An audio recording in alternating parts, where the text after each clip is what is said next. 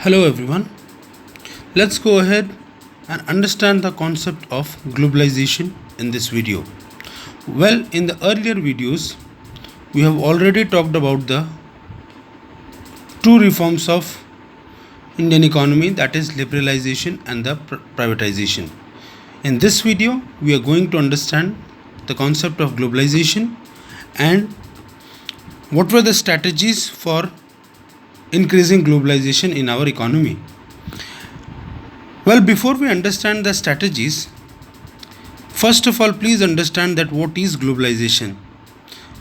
Well, all of you, as you know, that we were talking about the year 1991, in which the economic reforms in our country was started.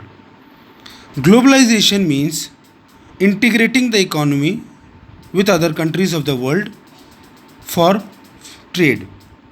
Now, after 91, our economy started to trade with the rest of the world in a more free manner, which was referred to as globalization.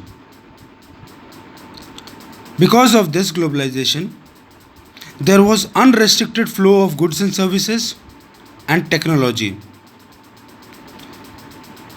This globalization was done because it was expected that because of this, capital and technology would come from the world, developed countries of the world, to our country. And because of this, there was a huge inflow of outsourcing. Now, what is outsourcing?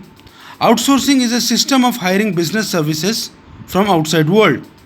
Like you have heard, must have heard of an example called as call center, online teaching, which when started in the year 1991 was outsourcing. Because of this, in our economy, most of the people are getting employment, and there has also been a growth of IT industry in our country.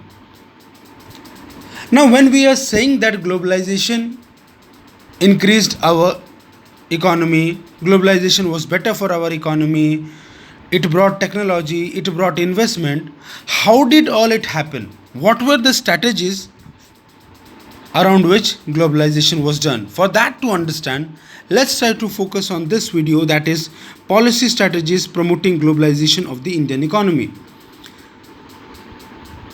Now, well, first of all, I am sure all of you know that before the year 1991, to restrict trade from outside world, to protect the domestic industries, to stop the foreign competition, there were two methods which were adopted by the government of India. One was tariff and the other was quotas. I mean to say, tariff was increased and quotas were put. So now, after globalization started, the first strategy which the Indian government did was that tariff was reduced. Because of this reduction in tariff was the duty which the foreign country had to pay before entering the Indian market. Now, when their tariff amount was reduced, as a result, many industries came to our country displaying and giving their goods. Second was that quotas were also withdrawn. Now, when from all the import items quotas were withdrawn, now any country from any part of the world could enter our country and try to grow on its business. So more number of industries started to come, which led to inflow of foreign exchange. Third point was increase in the equity limit of foreign investment. Equity limit was foreign investment, which means that any industry, any foreign country which wants to open their industry in our country, for them, their capital investment was only 40%. A maximum of 40% could have been invested by them. But now, after globalization, the capital investment has been raised from 51 to 100% in different industries. So, more amount of capital being increased led to increase in the limit of foreign investment, which also thus increasing the foreign capital. it is said that in almost 47 priority industries, FDI was allowed up to 100% without any restriction. Now, when FDI was allowed 100%, which was earlier 40%, it means if we talk on an average, then 60% was the increase for at least one industry, which shows that foreign investment was huge after globalization got started.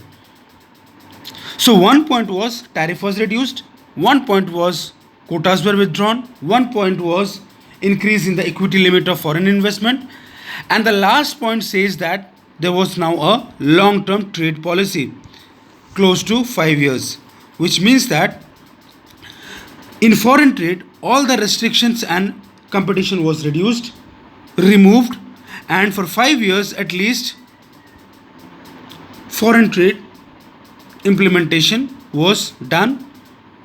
That is, most goods were generally traded without any restriction. Now, when we are saying about these strategies, there is another term that you all need to understand, and those terms is bilateral and multilateral trade agreements.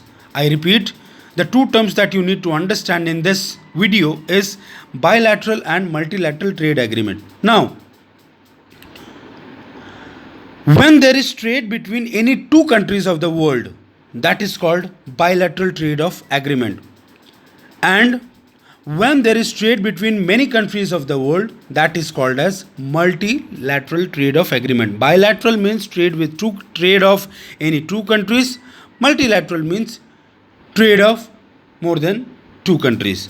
So I hope in this video you must have understood about the concept of globalization and the strategies adopted for promoting globalization, in which one was reduction in tariffs, another was withdrawal of quotas, third being long-term trade policy, and fourth being increase in the limit of foreign investment. Thank you everyone.